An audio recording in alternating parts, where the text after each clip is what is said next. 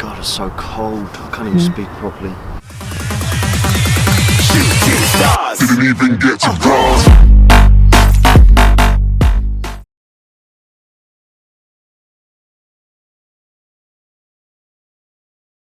Hi guys, Chris here from Coach My Skills. Coming today here with another short video for you. I've had a couple of requests about this one, so today I'm doing soccer fitness.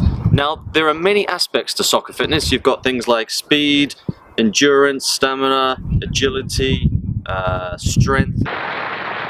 So only today is what I want to focus on is building that base fitness. So if you're starting from like an off season and you're starting to work into a season that's upcoming and you're in pre-season with that and you want to start from the bottom and try and build that base up, that's the sort of fitness that I'm talking about now.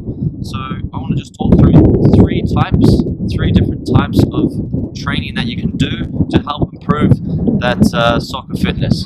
So just before you get started with any fitness work, of course it's important with these things to warm up properly. Now I'm not going to talk about a warm up today, maybe we'll do that in another video, but make sure that you warm up properly. Certain things like dynamic movements are perfect for this sort of fitness work, so make sure you do that and avoid any injuries. Now I apologize for the wind. Quite strong here, so hopefully it doesn't affect the sound. Now the first training type that we'll speak about is continuous training. Now the clue is in the title with this one, continuous, as you can see there. So it's a form of training that is a low aerobic training, so you're doing it at low intensity, but you do it for a longer period of time. So that's something like, you know, if you go into the gym, you're 30 minutes on a bicycle, a low intensity, keep it going for 30-40 minutes. It's a long period, so this is a good sort of training to begin with. It's a baseline training. So for the first, I would recommend for the first 1 to 2 weeks of your initial training of your off season, you stick to continuous training to try and build that base up of your fitness. After you've built that base up of your fitness, after 1 to 2 weeks, you can start moving on to these other different types of training I'm about to speak about.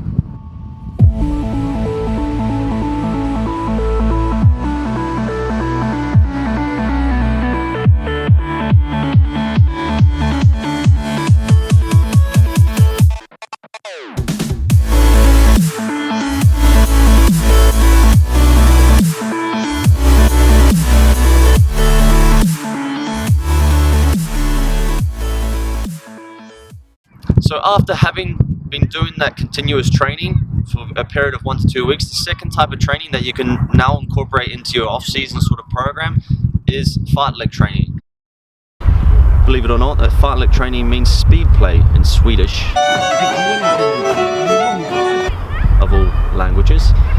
So for me, fartlek runs are like the holy grail for soccer fitness. What they are is basically, it's like a small surge of increased speed, and then you follow that up with coming back to your normal zone and recovering and then trying to repeat again. So it's very much specific to a football game where you're making short dashes, short sprints, and then you want to try and recover as quickly as possible. So they're perfect for football and something that you need to incorporate to build that soccer fitness base up.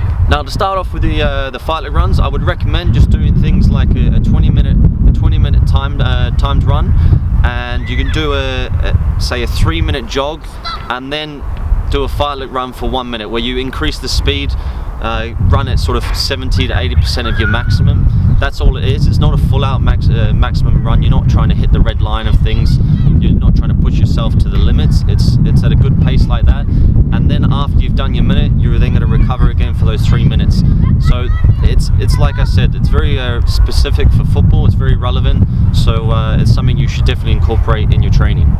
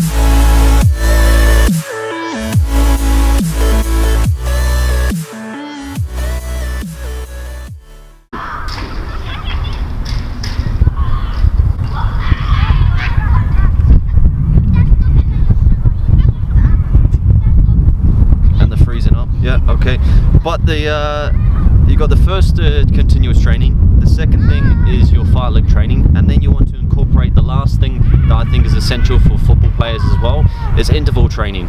Now, interval training could seem a little bit similar to the fight leg training, but I can assure you it's not. And what that is a higher intense for shorter periods of time, but the rest is almost equivalent to the amount of time that you're working. So for example, you might work for a high intensity of 90%, so you're almost close to your maximum for a minute, but then your rest is only a minute or a minute and a half. So it's a lot more intense, but it's a lot shorter period. So a little bit like the fight leg training as well, with the interval training it's important to focus as well on the recovery. So it's like when you're recovering, your body is also adapting as well. So it is part of the process that when you put in the work in and you're recovering, you focus on the recovery as well, because as you're doing it, your body makes changes, you're becoming a lot more stronger and fitter, and this is perfect for football as well. So it's important that you build up through that, and I'll show you that as well, that you build from the continuous to your fight leg into your interval, and then you start to incorporate them all, and that will really give you a really good basic ground fitness for football, for moving forward into things that are more specific, like speed, agility, all those other things that you'll have as well that you can focus on another time.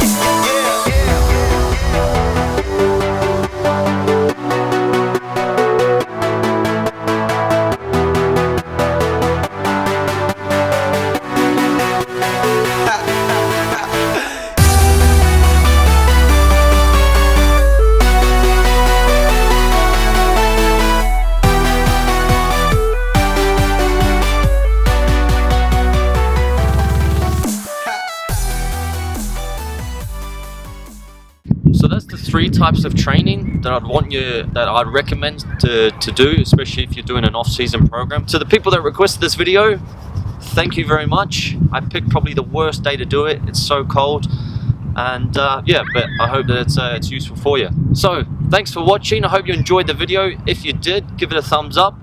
If you feel sorry for me standing in the cold, give me a thumbs up as well, and I'll see you in the next video.